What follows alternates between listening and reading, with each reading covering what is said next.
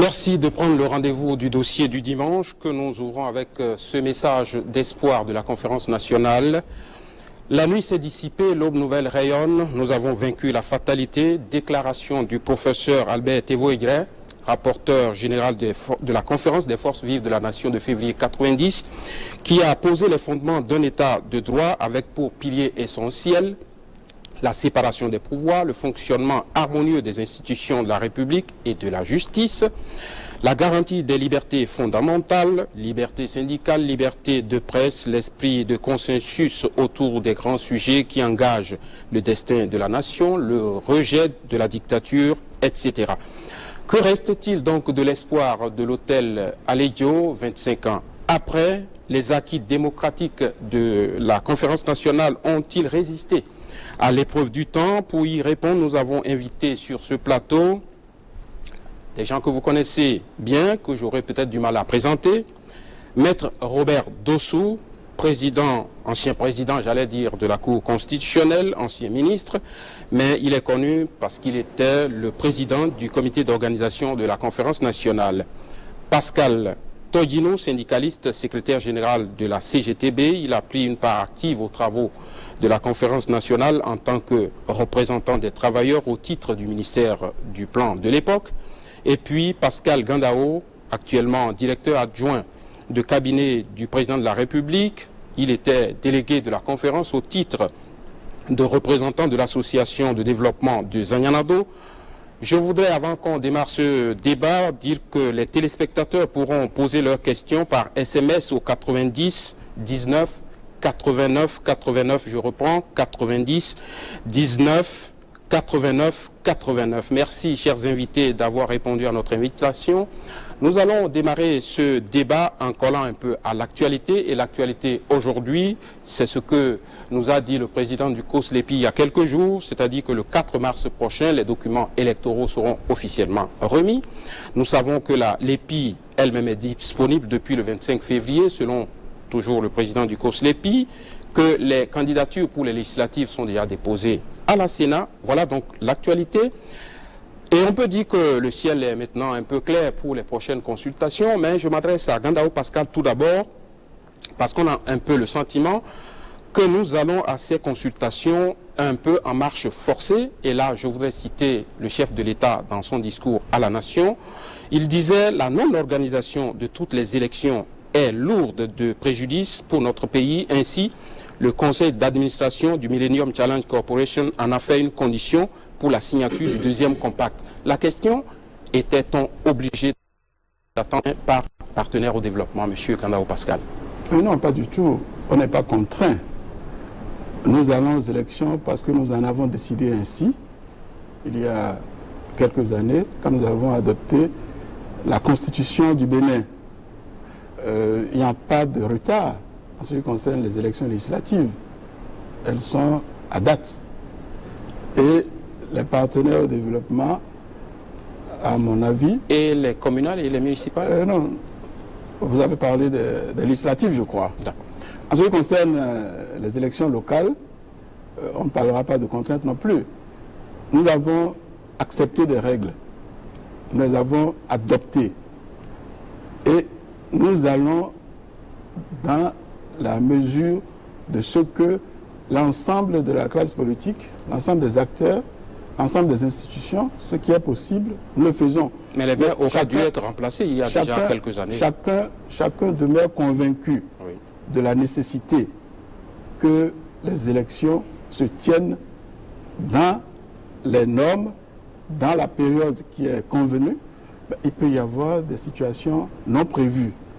Et la situation qui a conduit à ce que les maires ne soient pas remplacés en 2013, cette situation est assumée par tout le monde, est assumée par le Parlement, est assumée par l'exécutif. Je crois qu'il ne faut pas que nous en rajoutions, puisque quand un problème est réglé, il ne faut pas le reposer pour s'assurer qu'on peut se faire peur. Maître Robert Dossou, merci de répondre à cette invitation. Je vais vous poser la question autrement. Est-ce que la non-régularité des consultations électorales peut constituer une menace pour la démocratie? Ah si, c'est une condition nécessaire pour qu'on puisse dire qu'il y a démocratie. Et je suis pour ma part attristé que 25 ans après, notre système électoral n'ait pas été huilé, parce que nous aurions dû tirer toutes les leçons de tous les aspects de l'organisation des élections, surtout depuis 1995 où nous avons adopté de faire organiser les élections par la Sénat. Et nous devons savoir le coût approximatif de chacune des élections, tirer une moyenne, préparer une cagnotte. Et ça, nous l'avions préparé, nous l'avons proposé dans un rapport que nous avons remis au chef de l'État. À l'époque, il nous avait demandé de tirer les leçons des élections. Donc nous avons proposé que un compte soit ouvert. Nous savons ce que coûte chacune des élections et on fait un crédit tous les ans. Dedans, on sait que l'élection législative, c'est tous les 4 ans. Donc pendant 4 ans, le budget dégage quelque chose que l'on met là. Après l'année de l'élection, on peut réajuster. Parce que s'il y a chaque fois des problèmes d'argent pour qu'on n'organise pas à temps, on ne lance pas les organisations à temps, ce n'est pas bon. Ensuite, si à chaque élection, nous devons tendre la main à nos partenaires financiers, ça pose problème. Et vous avez le sentiment que ces propositions ont été prises en compte? Oh, ça a été bien accueilli, mais il me semble que ça n'a pas été tout à fait pris en compte. Monsieur... Il y a certainement des raisons. D'accord. Monsieur Todino, le contexte que je viens de décrire, disponibilité de la LEPI, les dépôts des candidatures, le 4 mars, les documents électoraux seront donc officiellement remis. Est-ce que tout ce contexte, ça vous rassure pour la bonne tenue des prochaines consultations? Bien, merci monsieur le journaliste. Moi, je crois que je dois d'abord vous remercier.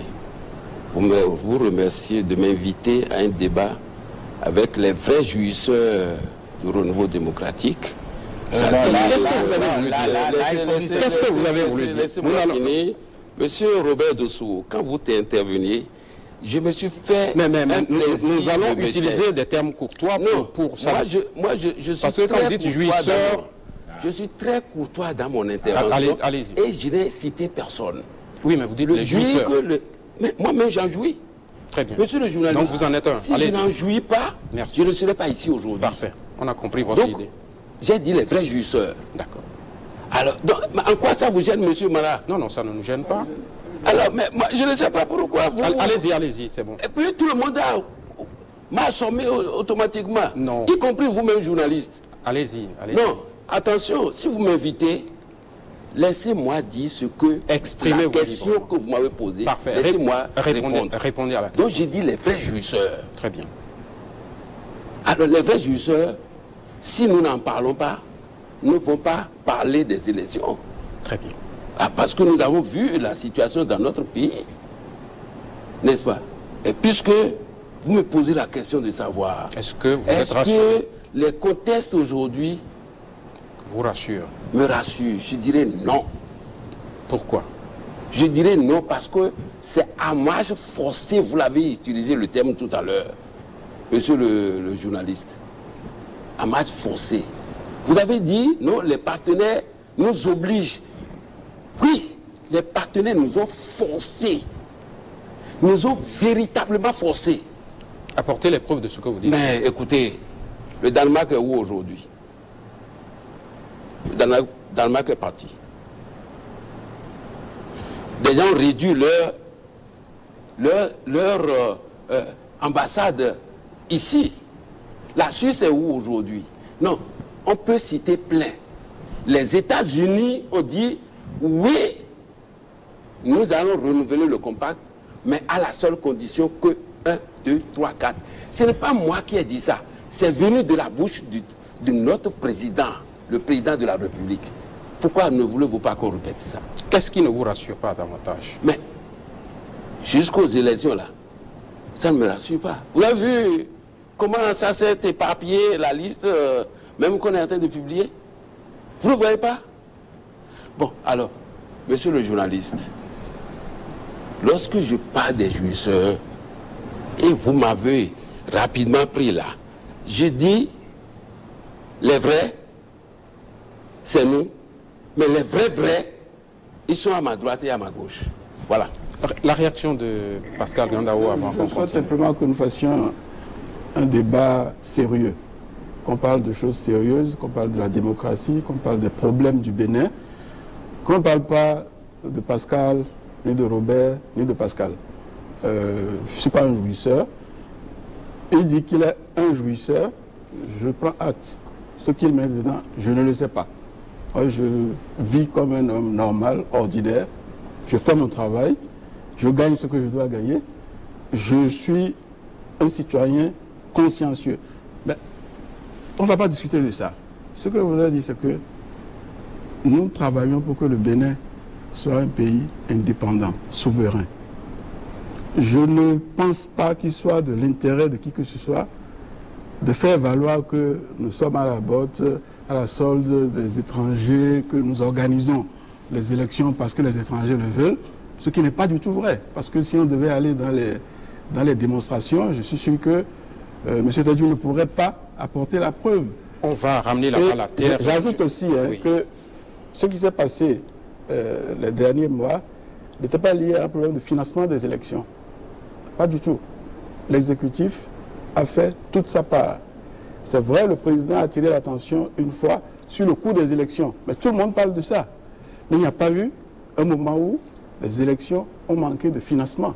Il n'y a pas eu un moment où on peut dire telle opération ne s'est pas déroulée comme il faut parce que le financement a manqué. Je crois qu'il faut que cette question soit simplement abordée. Merci pour la clarification. Je crois que Maître Robert va réagir et on va poursuivre le Je voudrais, avant dossier de revenir à la question de l'élection, dire à mon ami Pascal Todjinou qui sait raison garder et qui sait faire des concessions quand c'est nécessaire. Et s'il le faut, je vais lui rappeler, j'étais ministre du Plan et il était responsable du syndicat du ministère du Plan et ils étaient en grève. Mais quand, en préparant la conférence nationale, j'ai eu besoin d'eux, que je l'ai invité, il est venu et on s'est arrangé pour que un service du ministère puisse nous aider pour la conférence nationale. Je ne vais pas donner de détails. Ça m'est resté. Je sais que donc, quand la nécessité arrive, il sait faire des concessions. Mais ceci dit, qu'il marque un peu de respect à ceux qui sont autour de lui.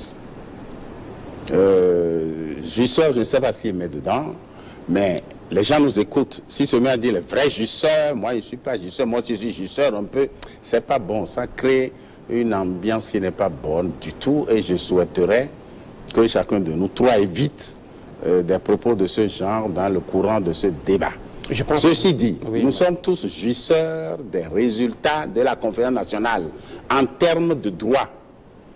Je dis en termes de droit. La liberté générée par la conférence nationale, nous en jouissons tous. Tous les citoyens béninois en jouissent. Dans ce sens, oui, et lui, et nous tous, nous jouissons des résultats de la conférence nationale. Merci. Maître Robert Dosson. On va poursuivre le débat, mais je voudrais rappeler aux téléspectateurs qui peuvent nous appeler pour envoyer leur SMS au 90 19 89 89. Et à présent, on va aller à la régie parce que Renaud a capo. Sur la marche forcée pour les élections. Oui, un mot et un seul mot. Non, nous ne pouvons pas nier que nous allons à ces élections en marche forcée. Il a fallu la Cour constitutionnelle pour donner des délais pour que tout rentre en l'ordre. Je dis, ce n'est pas normal. Nous devons nous employer, nous tous, nous employer pour que les élections se déroulent normalement sans qu'il y ait de tiraillement et qu'au dernier moment, on se mette à forcer. Oui, si vous avez une réaction qui n'a rien à voir avec...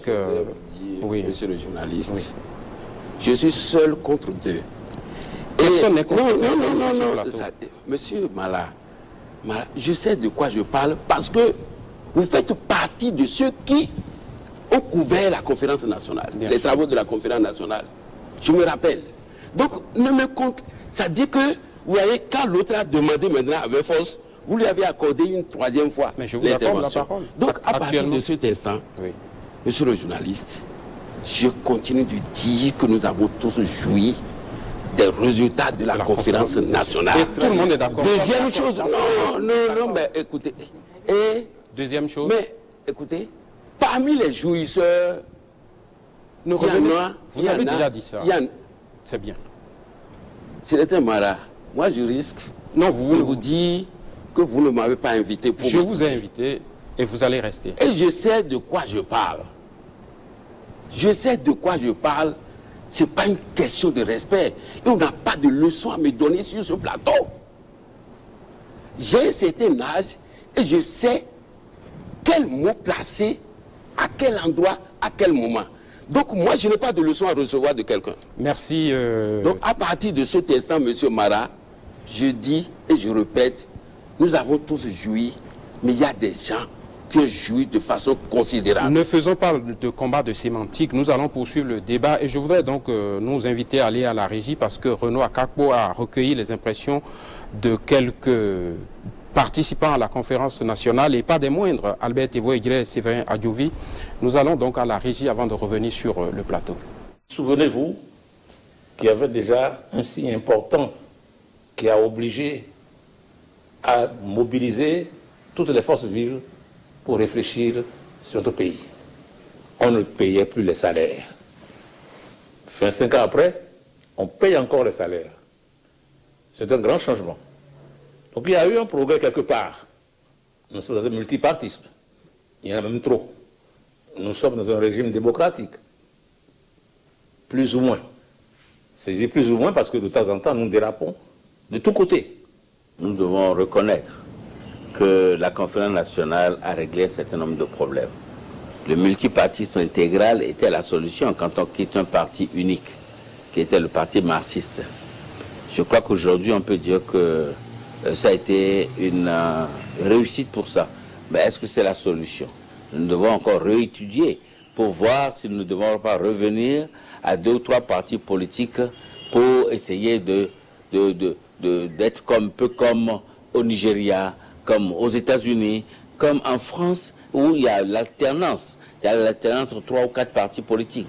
Nous pouvons le faire. Mon problème à moi, en tant qu'acteur, mais avant, en tant qu'exilé politique, je dirais plus ou moins, parce que j'étais en même temps opérateur économique, mais je ne pouvais pas mettre pied chez moi. Mon problème, moi, avant 1990, il y avait des exilés politiques de tout genre. Aujourd'hui, le parallélisme, si vous voyez bien, au temps de Mathieu Kérékou II, au temps de président Soglo, il n'y avait plus d'exilés politiques. Mais ce progrès est-il réel? Est-ce que véritablement les raisons pour lesquelles nous sommes réunis, nous avons vaincu la fatalité du laisser-aller? Est-ce que nous avons vaincu la fatalité d'un développement pensé par nous-mêmes? Ces acquis sont superficiellement respectés. Nous avons dit que lorsque l'intelligence déserte le forum, la médiocrité s'installe et tout finit en dictature. Je souhaite que les Béninois n'oublient pas cette phrase. Aujourd'hui, tous les ingrédients sont là pour qu'il y ait encore une nouvelle conférence nationale. Tous les ingrédients sont là. Est-ce qu'il faut encore retourner à une conférence nationale? Ce n'est pas impossible. C'est pas peut-être nécessaire, mais à condition de mettre en place ce qu'on n'a pas mis en place, les organes de vigilance. Ce qui était bon avec la conférence nationale, c'est que ça s'est passé dans un sentiment où on voulait l'union du pays, l'unité du pays. Comment voulez-vous qu'aujourd'hui on puisse dire que la classe politique ne joue pas son rôle? Nous jouons notre rôle. Vous savez, les hommes politiques qui n'ont pas de conviction, qui sont des gens lancés dans la nature, d'abord à partir de l'argent, et qui en fait ne véhiculent pas des idées claires d'une manière ou d'une autre, les populations finalement pas les connaître, les éjecter. Et ces satisfactions au niveau scolaire font que les gens sont mécontents d'un côté ou de l'autre, mais est-ce qu'il faut sacrifier l'école? Est-ce qu'il faut sacrifier les hôpitaux? Est-ce qu'il faut sacrifier les malades? Qu'on soit au gouvernement ou c'est grave ces choses-là. Quand on se plaint que les concours sont frauduleux, quand on se plaint que des hommes qui sont capables de gérer une entreprise sont sacrifiés par rapport à ceux qui ne sont pas capables, il y a problème. Donc je dis, il faut que les Béninois se rendent compte que nous avons manqué un rendez-vous, celui de la vigilance. Nous avons manqué le rendez-vous de la vigilance. Voici la conclusion du professeur Albert Tevoe-Guillet, mais il a utilisé quelques mots clés J'ai entendu M. Adjovi dire, est-ce qu'on n'irait pas à une autre conférence nationale, multipartisme intégral, est-ce qu'il faut revoir? La première question que je vous pose, et vous pouvez tous réagir, est-il envisageable qu'on organise une autre conférence nationale au regard de ce qui se passe aujourd'hui? Pour ma part, il n'y aura jamais plus une conférence nationale identique à celle de février 1990. Nous organiserons d'autres formes de concertation si cela est nécessité par la circonstance précise. Parce qu'un 14 juillet 1789 en France, eh bien, il n'y a eu qu'un seul 14 juillet 1789 qui a dégagé des valeurs pour lesquelles les gens se sont battus avec des retours en arrière pendant près d'un siècle avant de se stabiliser en République. Nous aussi, parce qu'il y a une chose qu'il faut comprendre, nous sommes encore en transition. La conférence nationale a été un point de passage précis, véhiculant et dégageant des valeurs pour l'avenir. Mais maintenant, après, c'est la gestion de ces acquis qui pose problème et qui posera problème pendant un temps jusqu'à ce que nous ayons la culture de la démocratie. Tous ceux qui sont là aujourd'hui, qui animent, mais qu'est-ce qu'ils ont connu quand ils ont ouvert les yeux? C'est le parti unique, le régime militaire ou le régime de parti unique. Et on le devient naturellement dans la culture démocratique au bout d'un certain temps de pratique. Moi, je ne suis pas effrayé par... je suis inquiété un peu, je suis un peu amer par moment, mais je ne suis pas effrayé par ce qui nous étonne, dans tout ce qui se passe. Et je me résume en disant les acquis de la conférence nationale. Est-ce que ça se poursuit? Je dis oui, mais je dis aussi non. Alors, tout à l'heure, on peut voir sur quel point c'est oui et sur quel point c'est non. Et j'ai expliqué pourquoi nous sommes en transition. Monsieur Adjovi a émis des réserves par rapport à l'option du multipartisme intégral. Qu'en dites-vous? Je dis nettement qu'il a tort. La liberté ne se saucissonne pas. Et les pays qui ont dégagé un bipartisme, cela signifie que l'histoire de ces pays a sécrété deux partis de gouvernement. Et ces deux partis de gouvernement ne sont pas les seuls et uniques partis existants dans la société, ni aux États-Unis, ni en Grande-Bretagne. Et périodiquement, les deux partis de gouvernement, ça se modifie. En 1918-1919, par l'effet du trait d'unionisme, eh bien, un ancien parti a cessé d'être de gouvernement au profit d'un nouveau parti. Et à l'heure actuelle, le même jeu a commencé en Angleterre. D'ici peu, un autre parti va devenir de gouvernement. La liberté ne se saucissonne pas. Et les expériences nous ont montré que vouloir contraindre la liberté délibérément est un tort. Le Nigeria a essayé d'avoir deux partis, ils ont pris des textes, ils ont échoué.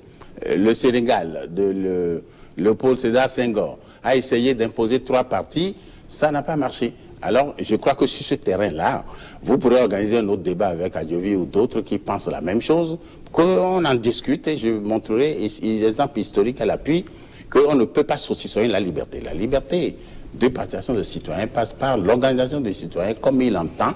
L'essentiel est que son organisation ne soit pas contraire à l'ordre public et soit dans les normes fixées par la loi. Pascal Todjine, on viendra sur les libertés syndicales, mais sur les deux questions, c'est-à-dire faut-il une conférence nationale bis, multipartisme intégral à modérer, qu'est-ce que vous dites? Non, moi je crois que dire qu'on va faire une autre conférence nationale, ça c'est...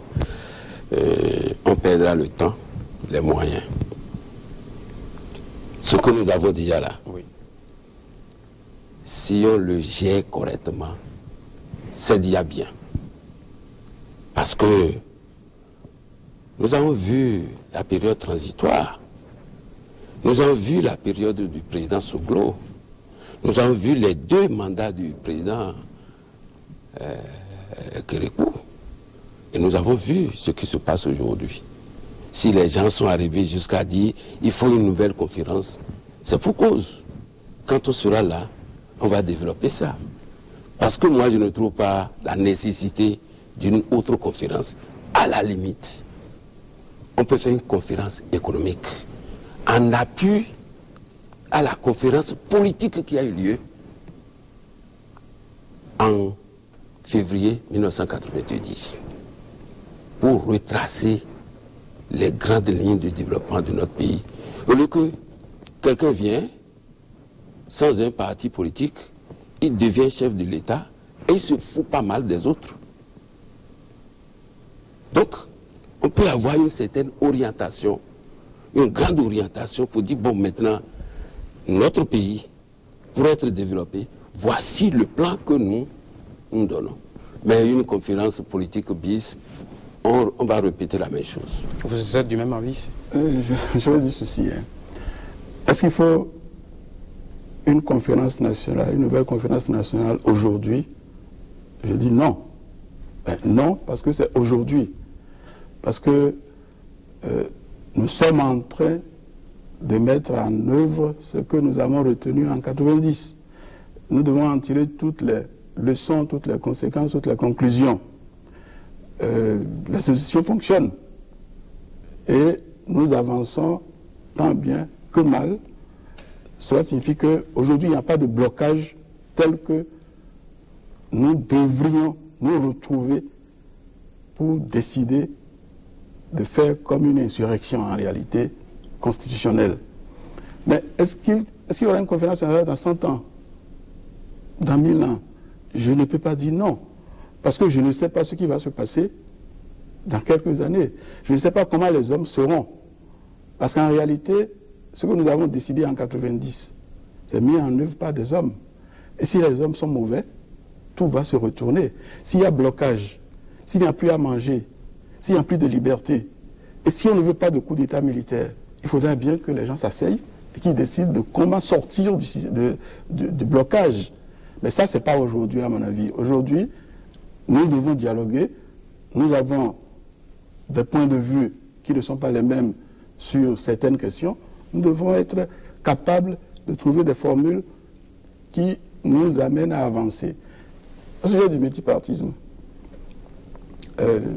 là aussi, c'est, à mon avis, trop dit que de vouloir institutionnaliser un nouveau système. Je ne suis pas sûr, j'ai essayé de me rappeler, mais je ne suis pas sûr que la conférence nationale ait parlé de multipartisme intégral. Je ne crois même pas. On a parlé de multipartisme intégral. Je ne sais pas à quel moment c'est devenu à la mode. Mais c'est un bon cadre. Ne pas obliger les gens à être dans un parti unique, à être dans 2 partis, à être dans 3 partis. On l'a essayé ailleurs, comme a dit Maître Robert Dessous. On l'a essayé et l'homme ne s'adapte pas à ça. Mais les hommes ont la responsabilité d'être sages. Ce n'est pas parce que quelque chose est permis que je dois le faire nécessairement.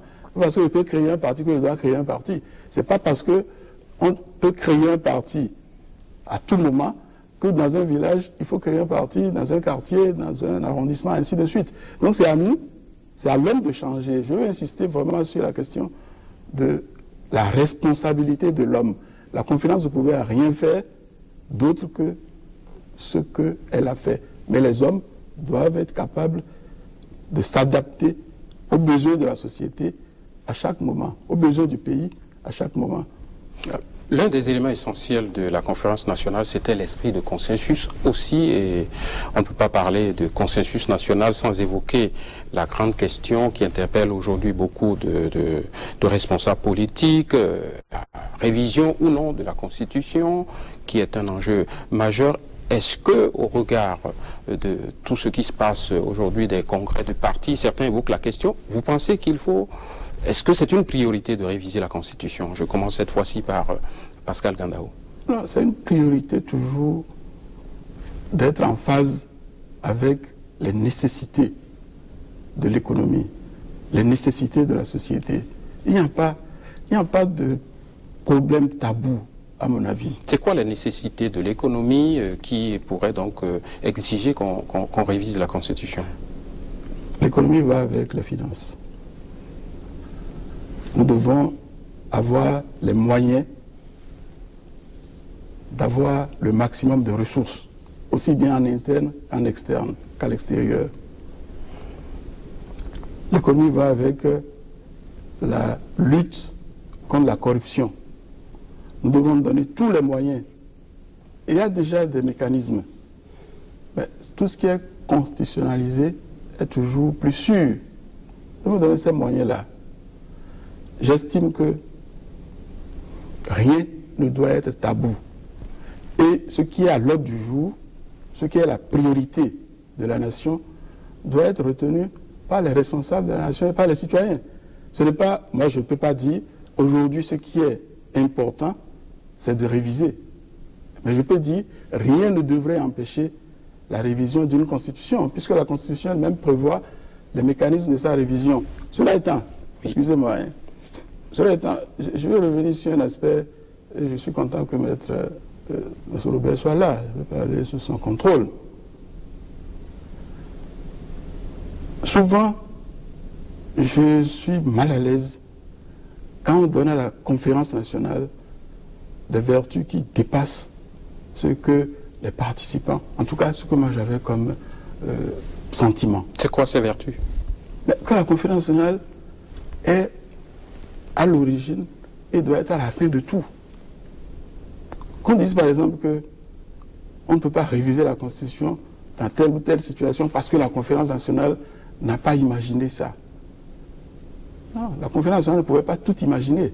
Moi, je vous dis, en toute sincérité, quand j'étais dans la salle, mon problème était de régler les difficultés auxquelles notre système était confronté. Les étudiants n'allaient plus étudier, les enseignants n'allaient pas être enseignés, les travailleurs n'allaient pas travailler. Mais on dit, la conférence est déjà disposée pour l'avenir, donc on ne peut plus toucher à rien. Pascal Toyino, est-ce que la révision de la Constitution, c'est une priorité aujourd'hui pour le... Non, ce n'est pas du tout une priorité et je voudrais vous souhaiter qu'il y ait un temps de parole. Parce que là, tel que ça se passe je là, vous accorde autant de temps que vous voulez. Tel que ça se passe, j'ai l'impression qu'on va se focaliser sur ce qui n'est pas nécessaire pour les téléspectateurs. Parce que quand vous m'avez invité, vous avez dit, on va essayer de passer en revue les acquis de la conférence. Oui. Non. Notre Constitution a prévu le mécanisme de sa révision. Mais toute révision opportuniste, toute révision qu'on veut faire par les marches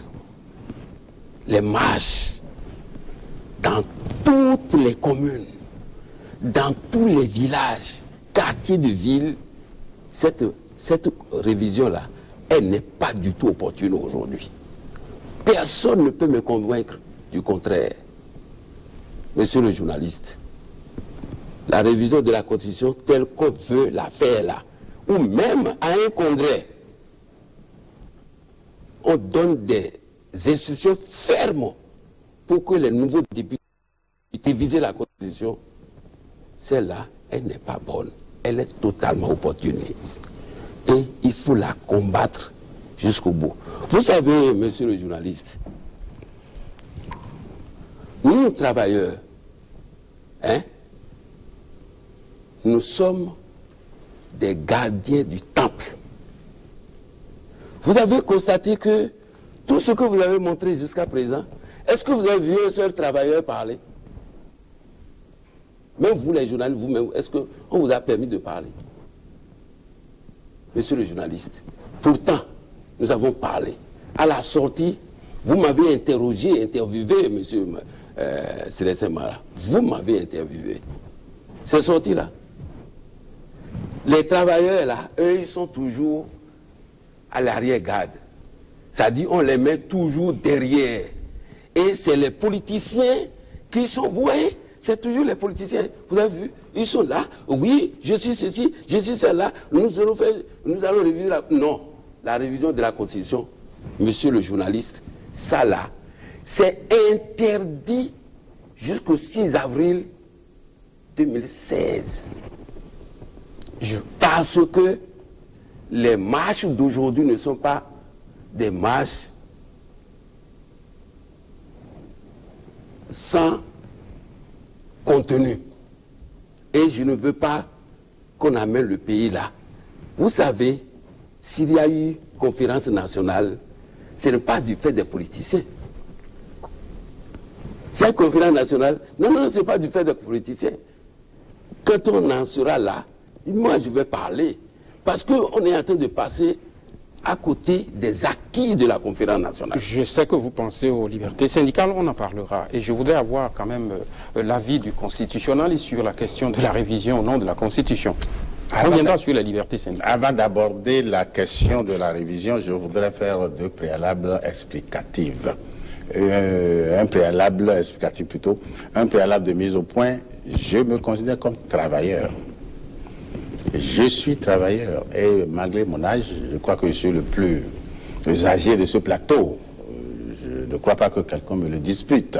Mais il m'arrive même au jour d'aujourd'hui de me lever à 6 heures du matin et de oser travailler. discuter de ça? Non, personne. Ah oui, bon. Donc moi je n'en ai pas besoin. Je vous en sais gré. Non, mais tout à l'heure vous avez dit... Sur la révision de la à mon âge. La mise au point que je voudrais faire, qui explique ce qui se passe aujourd'hui, est que nous avons à construire un État. Nous avons à construire un service public. Nous avons à mettre en place des prestations obligatoires de la part de l'État. Nous avons à impulser le développement économique. Mais pour le faire, il faut qu'il y ait la confiance. Les citoyens n'ont pas confiance en l'État. Et ceux qui animent l'État eux-mêmes ont parfois des tendances patrimonialistes. Ce qui fait que le défaut de confiance amène à contester tout et à ne pas faire confiance à l'autre. J'ai préparé la conférence nationale, je suis seul à savoir ce que j'ai enduré jusqu'à ce que les gens ont réussi à se regrouper, parce qu'il n'y avait pas la confiance. C'est pas vous seul qui avez préparé la conférence, M. Robert. J'ai été le président du comité préparatoire de la conférence nationale. On n'est pas encore à ce niveau. Quand on faisait à ce niveau, M. Todjino vous dirait ce que vous avez fait pour amener Kérékou, parce que tout a reposé sur Kérékou. S'il avait dit non, on n'aurait pas eu conférence nationale. S'il avait dit non, on n'allait pas se réunir. Ça là, c'est clair. Mais il a fallu un travail pour qu'il ouvre les yeux sur cette direction-là. On en parlera tout à l'heure, on fera les comparaisons également avec d'autres pays, s'il y a lieu. C'est le manque de confiance les uns vis-à-vis des autres qui fait qu'il y a problème sur la révision de la Constitution. Je ne vais pas me déjuger. Je suis constitutionnaliste, j'ai rédigé cette Constitution. Et j'ai été membre de la commission de relecture présidée par Glélé, Maurice, sur cette Constitution, et j'ai dit qu'il faut réviser, compléter certaines choses. Parce qu'une Constitution naît à un moment donné. Et la pratique amène à vouloir corriger ceci, perfectionner cela. Mais ceci dit, au jour d'aujourd'hui, nous avons un point obligatoire. Il y a une décision de l'UEMOA qui rend obligatoire la création de la Cour des comptes. C'est objectif, c'est la vérité, parce que moi, je m'inscris dans la vérité. Ce qui est vrai, je le dis, si on a le temps, je vous dirai ce qui n'est pas bon non plus. Et ça, c'est obligatoire. Le reste, c'est pas urgent. Et maintenant, Ganafo a dit que lui, il était à la Convention nationale, que c'était ponctuel. Oui, c'était ponctuel. Il fallait changer le régime monopartiste en régime pluripartiste. Et puis, il n'y a pas de multipartisme intégral ou multipartisme non intégral. Ça n'existe pas. Techniquement, ça n'existe pas. Ou bien il y a multipartisme, ou bien il y a tripartisme, ou il y a bipartisme, ou il y a monopartisme. Point trait. Et techniquement, c'est comme ça. Il vaut mieux que nous en tenions à cela. Tout événement aussi important que celui de la conférence nationale, qui est un événement ponctuel, véhicule des valeurs qu'il faut capter et qu'il faut exploiter pour la suite des événements. Ce n'est pas par hasard que le comité préparatoire de la conférence nationale a demandé aux citoyens individus, aux citoyens organisés, les sensibilités, à envoyer au comité préparatoire leur analyse de la situation du moment et leur projet de société. Tout ça a été synthétisé et distribué à la conférence. Et c'est dans ce que les gens ont envoyé au comité préparatoire, qui a été distribué à tous les partisans, il y a un projet de société et des valeurs. Ces valeurs-là, vous en avez souligné le consensus. Et je proposerais, je voudrais bien que la journée du 28 février 1990 soit érigée en une journée nationale du consensus du consensus national. Merci, pour nous maître rappeler Robert Dossou. que de temps en temps, il faut baisser les Le choses. temps presse, on va avancer. On va aborder tout à l'heure, on va aborder les... Non, je veux préciser quelque chose. Oui. Vous voyez, c'est-à-dire rendre tout pour soi-même là. D'accord, allez-y, allez-y. Il faut laisser. Regardez tout le temps que les autres passent à parler. Non, c'est parce que je veux vous donner la parole sur les libertés syndicales. Non, je veux vous donner autant de temps que liberté possible. syndicale. Je veux vous donner Monsieur la Mara, parole. Oui. je ne suis pas encore liberté syndicale. D'accord. Je suis toujours au début des acquis de la démocratie. Je crains simplement que le temps nous Ouais, recule. mais ça dit, chaque fois que moi je prends la parole là, toi tu trouves que ce n'est pas beaucoup, c'est peu. Mais quand les Robert Dossou et les Gandao prennent la parole, Je vais vous donner- tu leur laisses le temps pendant 13 heures. Je vais- Non, mais moi je veux vous dire quelque chose. Oui. La conférence nationale, Oui. c'est les travailleurs qui ont fait. C'est la jeunesse, c'est les étudiants, c'est les enseignants. Dis, je suis travailleur. Quel travailleur? Les travailleurs privilégiés du temps de révolution ne sont pas des travailleurs. Robert Dossou fait partie des travailleurs privilégiés parce que moi, quand je suis venu à l'université, il était déjà doyen de faculté. C'est un privilégié. Donc, lorsque on a obligé le président Kérékou à organiser la conférence nationale, on a mis en place un comité préparatoire.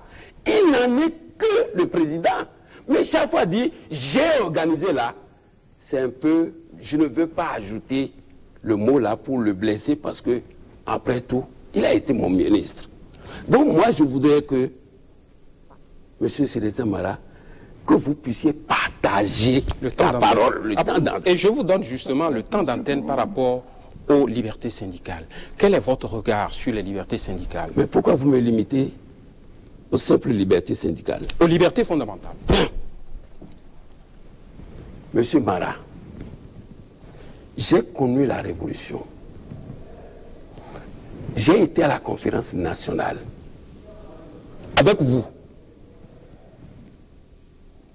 Il y a eu la période transitoire avec le président Soglo. Il n'y avait pas la clochardisation des institutions à ce moment-là. Le président Soglo a fait ses 5 ans. Il n'y avait pas la clochardisation des institutions.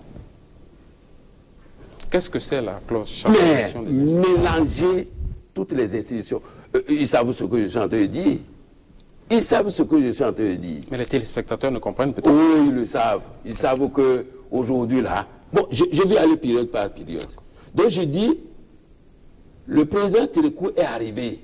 Mais le président Kérékou, qu'on avait vomi, qu'on a chassé dans la rue, il s'est représenté et il a été élu 2 fois. N'est-ce pas? Pendant son temps de présidence, j'avais la possibilité de parler. On ne m'a jamais matraqué. On ne m'a jamais fusillé. On ne m'a jamais blessé. Mais il a fallu la période de 2006 à aujourd'hui pour que les choses changent. Où on met les institutions en place, on met les institutions côte à côte et on les force même à dire ce qu'elles ne doivent pas dire. Prouvez ce que vous dites, Alors, parce que je ne vous comprends pas. Alors, la dernière fois, par rapport aux élections, on met Quand vous dites on, c'est qui? l'autorité. Vous connaissez l'autorité, non? La haute autorité. Bon, si vous voulez que je précise, c'est la haute autorité. Qui met la Cour constitutionnelle, la HAC, et toutes le Suez, tout cela, elle les met ensemble pour parler d'une seule voix.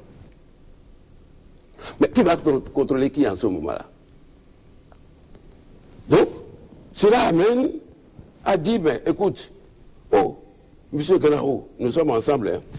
Monsieur Dossou, nous sommes ensemble, hein. Donc il ne faut pas qu'on se contredise. Hein. C'est ça. Ça fait aujourd'hui que, monsieur le journaliste, je me suis posé la question de savoir dans quel pays je me trouve. Depuis 2006, en tout cas, quelques mois après 2006, surtout, monsieur le journaliste, surtout après cette marche contre la corruption, ce qui s'est développé par la suite, c'est incroyable. Alors, ça fait que lorsque les syndicalistes protestent, on pense qu'on est des opposants.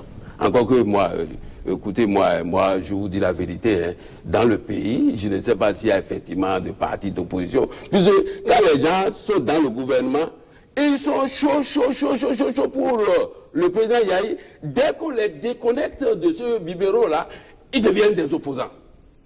Donc, les opposants là, ça dit, il suffit seulement qu'on sorte quelques-uns du gouvernement qui se trouvent là maintenant, avant la fin du mois, ils seront encore des opposants. Non, moi je ne parle pas.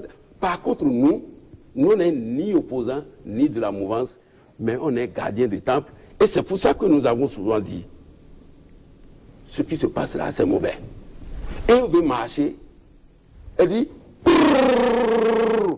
et on nous fusille. Puis, on a saisi la Cour constitutionnelle par rapport à ça. Vous connaissez la décision qui en est sortie? Non, ils n'ont pas violé la Constitution. Mais quand est-ce qu'on va violer? C'est-à-dire quand il y aura plusieurs morts d'hommes, c'est-à-dire morts d'hommes, vraiment morts d'hommes, c'est en ce moment qu'on va parler de violation de la Constitution, monsieur Mara. Très bien. Est-ce que je vous ai donné suffisamment de temps de parole maintenant? Ça, par rapport aux autres... Monsieur Gandao Pascal veut réagir par rapport aux libertés syndicales. J'étais aux libertés fondamentales. Parler même de liberté syndicale. Avant la conférence nationale, au moment de la conférence nationale, j'étais dans le bureau du SNES, le syndicat national de l'enseignement supérieur. Oui. J'étais dirigeant aussi d'une organisation de jeunes. Et je ne voudrais pas comparer ce que nous vivions, Tadjine et moi, puisqu'on était à la conférence, on voyait très souvent à la conférence. Mais on était dans des photos même données ensemble. Bien sûr. J'avais oublié même d'amener ça ici. on était là-bas comme syndicalistes. Mais ce qu'on vivait avant la conférence nationale, en termes de liberté syndicale, moi je ne voudrais pas comparer ça avec ce que nous vivons aujourd'hui. Et ce que nous vivions a justifié largement, comme il a dit, que la conférence a été convoquée. Les BL, les bureaux de liaison et tout le reste. Le comité d'action. Le système ne pouvait plus vivre. Mais on ne peut pas dire que c'était meilleur à ce que nous vivons aujourd'hui. Et d'ailleurs, Pascal a dit... Personne n'a dit ça. Pascal a dit, aujourd'hui, on ne va pas faire encore une conférence parce que ça va mieux.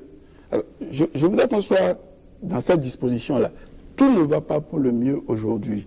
Mais on ne peut pas dire que ce que nous vivons est pire par rapport à ce que nous vivions jusqu'en 89. Très bien, on va avancer parce que le temps nous presse, on ne reviendra pas sur les libertés fondamentales. Je vais aller sur deux autres fondamentaux. J'ai eu l'impression, Pascal, il faut m'écouter. Non, mais ici, j'ai eu l'impression... Moi, je suis un indépendant. Donc, je ne suis pas... c'est moi qui suis dépendant ici ou ailleurs. C'est moi qui suis dépendant ici ou ailleurs. La parole est à Maître Dossou Robert. Todjinou Pascal n'est pas plus indépendant que Robert Dossou. Ça fait son affaire. Ça fait son affaire. Vous voulez réagir par rapport au... Non. Tout à l'heure, il a parlé de la Cour constitutionnelle tout le temps. Il a parlé de beaucoup de choses. Une seule fois. Non, deux fois. Laissez la parole à Maître Robert. Je dis deux fois. Vous avez eu votre temps. Je dis au moins deux fois. Tu as dit que quelqu'un a mis la Cour constitutionnelle, la HAC, le machin, ensemble pour dire faites ceci, faites cela. J'ai jamais été sous ordre. Je le répète et je le dis, je vous regarde dans les yeux, je dis, j'ai jamais été sous ordre. Je sais que vous le pensez, que les autres sont sous ordre, que vous êtes le seul indépendant. Deuxièmement, on n'a pas le temps pour que j'aborde le problème institutionnel, c'est mon métier. Parce que je suis travailleur, moi aussi, j'ai travaillé toute ma vie. Bien sûr. Et c'est pas parce qu'on a été doué de faculté qu'on est choyé. Au contraire, je ne dormais pas, je n'avais pas de salaire. On n'avait pas de salaire et nous, on nous avait demandé si... Ah non, si nous avons enseigné dans cette université pendant des années sans salaire, et quand les salaires, les statuts ont été faits en 1979, et quand l'État a fait le point en 89, on nous a demandé d'abandonner 50% de nos rappels et d'étendre les 50 autres % sur des années. Nous avons accepté. Quel syndicat il va l'accepter aujourd'hui? C'est notre syndicat. Bon, très bien. Nous l'avons tous accepté, M. Robert Dessous.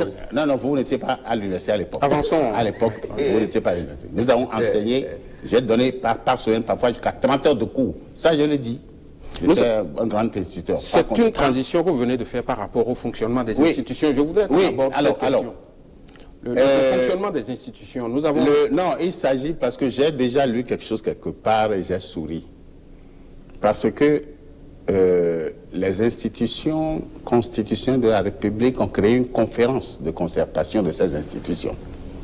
C'est parti de très loin. Ça avait commencé au moment où Mme Ouensou présidait la Cour constitutionnelle, où il y avait d'autres à l'Assemblée nationale. Autres, ils ont commencé à se concerter pour des questions matérielles pour ces institutions-là. Et quand moi je suis arrivé à la Cour, j'ai trouvé ce dossier et les autres qui sont arrivés à l'Assemblée nationale ailleurs ont trouvé. Nous avons continué, nous avons décidé de formaliser. Nous n'avons pas le temps parce que séparation des pouvoirs je voudrais qu'on ne veut pas dire abrutissement de l'esprit de chaque membre d'un pouvoir. Ça ne signifie surtout pas qu'un pouvoir va tourner le dos à l'autre. L'État est un. Et c'est à l'intérieur de l'État qu'il y a division du travail. Mais l'ensemble des institutions de l'État concourent à l'efficacité des institutions de la République. Si quelqu'un ne le sait pas, qu'il apprenne. J'aurais bien aimé un débat. Provoquer un autre débat là-dessus pour qu'on discute, parce que chacun invente des choses. On le fera, je vous et raconte ce qu'il veut, et doite les autres comme n'ayant pas de l'intelligence ou n'ayant pas de l'indépendance d'esprit. Maître Robert Dessous, je voudrais juste vous demander un mot en une minute sur le fonctionnement de la justice, la liberté de la justice. Qu'est-ce que vous en dites? Il y a eu ce projet de vouloir retirer le droit de grève aux magistrats. Qu'est-ce que vous en dites, vous, l'homme de droit? L'homme de droit. S'il vous plaît. Maître Robert Dessous. Je préfère ne pas aborder ce sujet. Il ne peut pas. S'il vous plaît. Je peux, mais je ne veux pas. Allez-y, Maître Robert Dessous. En tout cas, je dis je peux, je ne veux pas. Excusez-moi. Je veux, laissez Maître Robert Dessous. Mais je ne veux pas en ce moment. Non. Parce que, regardez le temps. Vous ne pouvez pas. Je veux, mais je ne veux, je peux, mais je ne veux pas. Respectons le temps d'antenne. Je vous ai donné longtemps. Non, vous m'avez donné un temps limité. Oui. Alors, le sujet va à gauche, à droite. Nous ne sommes plus concentrés sur la conférence. Bien sûr. C'est ça. Des députés ont librement pris une initiative. D'autres députés ont combattu. Et la loi n'a pas été votée. C'est comme ça qu'il faut faire. En démocratie, le député est libre de prendre une initiative. D'autres députés sont libres de combattre. Et les groupes de pression sont libres aussi d'intervenir dans un sens ou dans un autre. Mais j'ai vu des choses extraordinaires à cette occasion-là. C'est pour ça que je ne veux pas aborder ce sujet. Parce qu'il faut plus de temps pour le faire. Si vous voulez, vous faites un autre plateau pour qu'on débatte. Parce que c'est facile de faire des affirmations. Très bien. J'aurais voulu qu'on parle aussi du statut de l'opposition. Le temps ne nous permet pas. On va retourner rapidement à la régie pour évoquer la liberté de presse au Bénin. Et on a interrogé quelques journalistes qu'on va suivre. Et on revient rapidement sur le plateau parce que le temps s'en va. J'ai regardé, j'ai vu que... S'interroger sur là où on va sans jeter un regard rétrospectif derrière. Il faut savoir d'où nous sommes partis en 89, donc avant la conférence nationale, où véritablement on peut dire que la presse nationale était entièrement sous la coupe du gouvernement, de l'État révolutionnaire de l'époque. Donc aucun espace véritablement de liberté. Il a fallu l'avènement de la conférence nationale pour que un peu les choses bougent. J'ai eu l'honneur de couvrir l'ouverture de cette conférence. Pour paraphraser « voir Rome et mourir », c'est vivre cette conférence et mourir. Parce qu'il faut savoir qu'avant la conférence nationale, il y avait le parti unique, donc avec tout ce qu'on connaît, cette presse muselée. Donc à la conférence nationale, il y a eu ce défoulement. Il n'y avait pas de gouvernement pratiquement. Donc on était libre, on a fait un travail professionnel. Le souvenir que j'ai au lendemain de la conférence nationale, c'est que pour la première fois dans l'histoire du Bénin, les hommes de la presse ont pu vivre dans un contexte total de liberté. Et d'ailleurs, nous avons vu l'éclosion de journaux privés qui sont nés un peu en vrac comme ça. Cela attestait évidemment de la bonne santé de la presse béninoise à l'époque. Mais là, vous me demandez qu'est-ce que c'est devenu 25 ans après. Je suis désolé de constater que, au lieu d'aller de l'avant, je crois que nous avons fait de véritables bonds en arrière. Aujourd'hui, bien entendu, il y a toujours des journaux privés, mais qui, malheureusement, vus dans un contexte qui ne leur permet pas de finalement faire leur travail.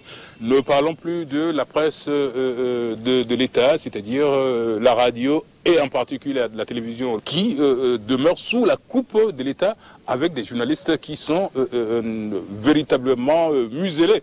Si on interroge nos confrères dans le privé, je ne pense pas qu'ils soient contents des conditions dans lesquelles ils travaillent aujourd'hui. Donc de ce point de vue-là, je crois qu'on a regressé véritablement au lieu d'aller de l'avant. La presse fait peur. La plume est plus tranchante que la baïonnette. Le micro porte plus loin que le canon. Et tout homme politique le sait. Le sachant alors, ils ont tendance à mettre le grappin sur la presse, à faire main basse sur la presse.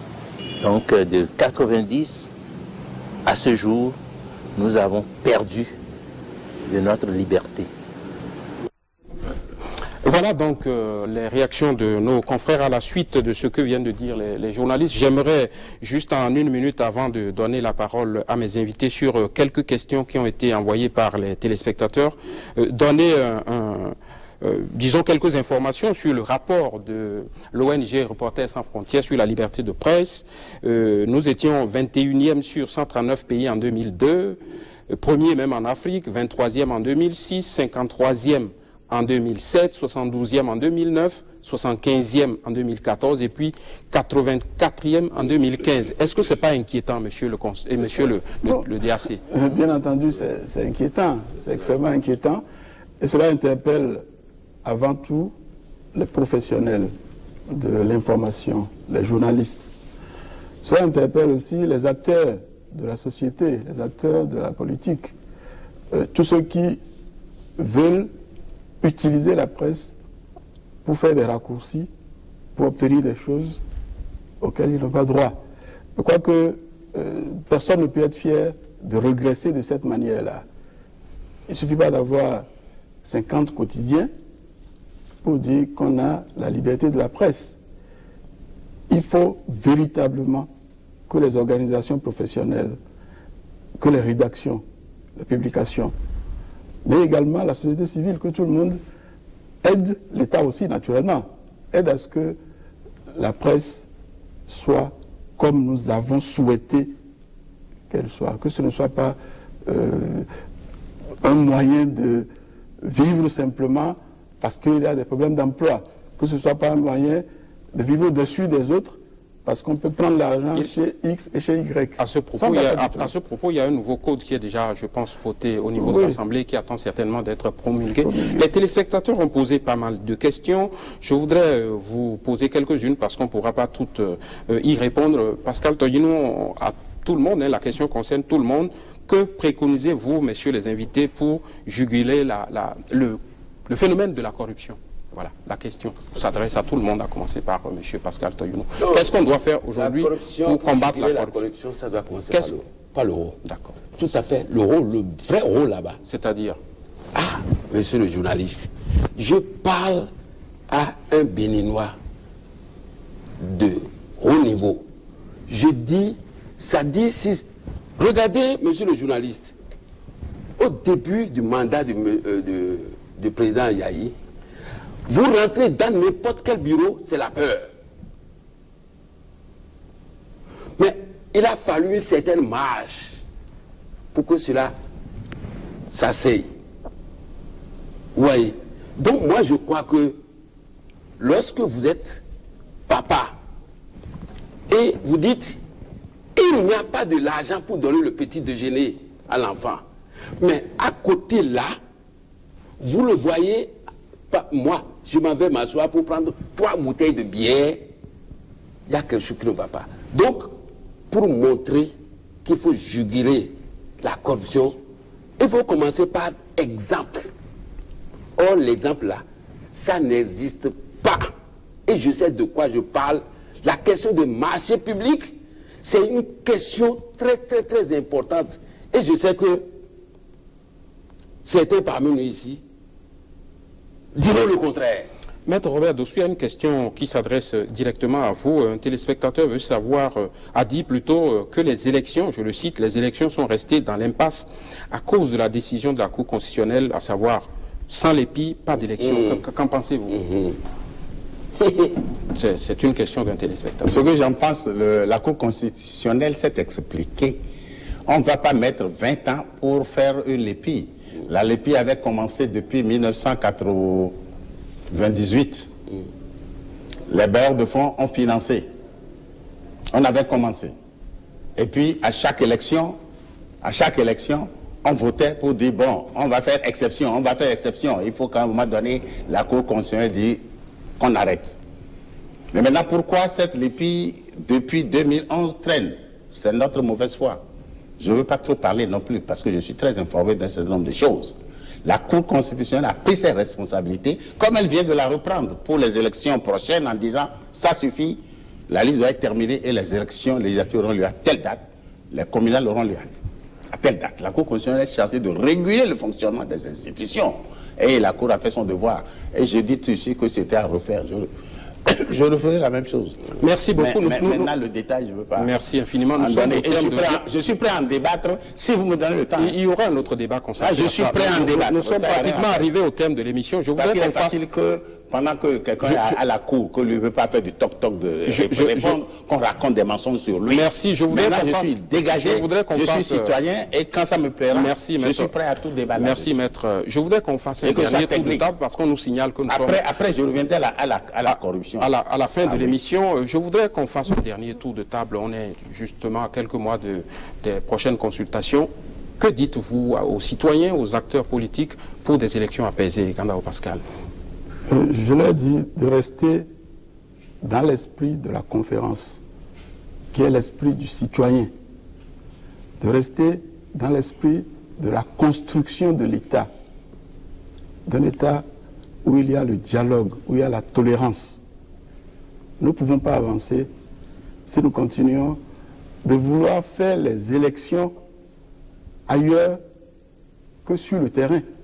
Parce que beaucoup d'acteurs politiques pensent que les élections se gagnent à la Sénat ou peut-être à la Cour. Au lieu de faire en sorte que les électeurs les choisissent, ils font tout en croyant que c'est plutôt la Sénat qui doit les choisir. Votre mot de conclusion, Pascal Todinou. Non, vous avez parlé d'élections apaisées. Moi, je le souhaite vivement. Mais pour que ces élections soient apaisées, il faut débarrasser tous ceux qui vont parler de révision de la Constitution là. Il faut voter massivement contre ça. Ce sera une élection apaisée. Parce que là, en ce moment, on doit éliminer les mauvais grés, de l'essentiel. Merci, Maître Robert Dossou, votre mot de fin. Nous sommes pratiquement, on a débordé même sur le temps. Il faut que chacun recherche l'esprit de charité vis-à-vis de son voisin. Un peu d'amour, beaucoup de dévouement pour le pays. Et le dévouement, au cœur de ce dévouement, c'est la paix. Nous avons la paix et il faut la préserver. Et je dois dire aussi que la technique doit être au rendez-vous de toutes nos actions. La technique, la science, ça semble déserter le forum et chacun carbure à l'état d'âme. Que pendant la campagne, les gens soient tempérés, mesurés, et qu'il n'y ait pas de déviance, et que les élections soient transparentes, fiables, pour que tout le monde soit confiant dans le résultat. Merci, c'est sur cet appel qu'on va donc mettre un terme à ce débat qui était consacré aux acquis démocratiques de la conférence nationale 25 ans après, avec pour invité Maître Robert Dossou, Pascal Todinou, Pascal Gandao. Merci à mes invités, merci aux techniciens de l'ombre, merci aux téléspectateurs. On n'a pas pu exploiter toutes leurs questions, ce n'est que partie remise. À la semaine prochaine, en attendant, je vous souhaite une bonne suite des programmes de la télévision nationale. Bonsoir chez vous. Bonsoir.